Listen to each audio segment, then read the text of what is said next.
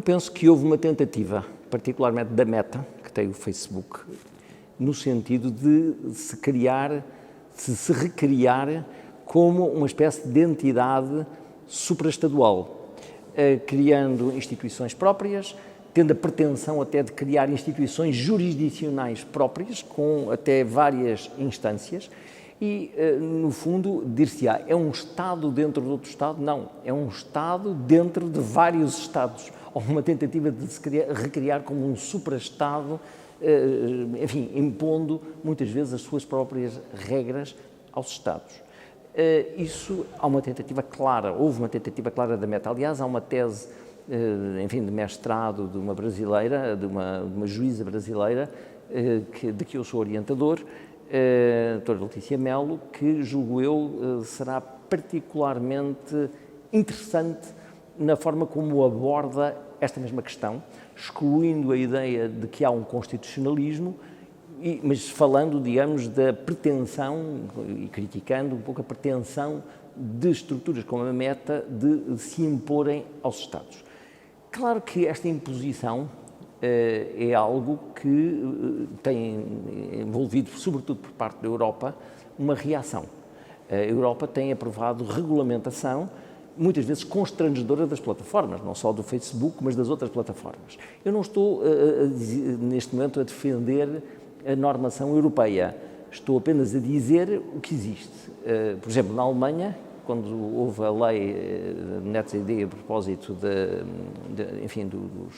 das redes sociais, as plataformas passaram a ser responsabilizadas por certo tipo de conteúdos, de extração de conteúdos ilícitos ou criminosos, e, portanto, o que implica um certo intervencionismo junto das redes.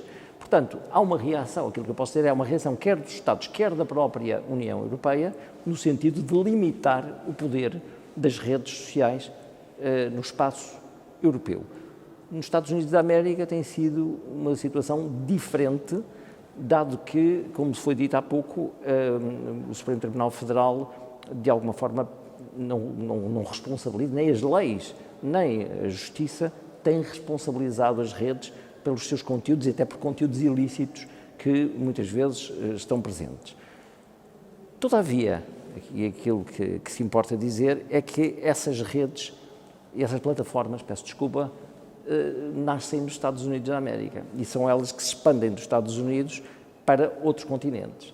E, portanto, aí eu penso que a Europa se precata contra estruturas que nascem nos Estados Unidos e que expandem a sua normatividade para o espaço europeu. Enfim, e acho que outros países na América Latina podem adotar, no caso do Brasil, um entendimento cauteloso, comum, também com a Europa, no sentido de evitar, digamos, o império normativo de entidades privadas no espaço territorial brasileiro. E, portanto, isso é perfeitamente compreensível, termos, digamos, uma hegemonia dos privados.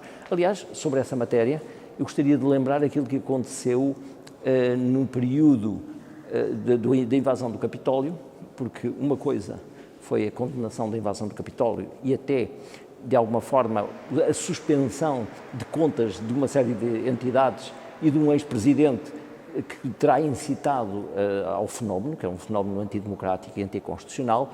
Outra coisa foi o cancelamento do perfil de um ex-presidente ou de um presidente ainda em funções.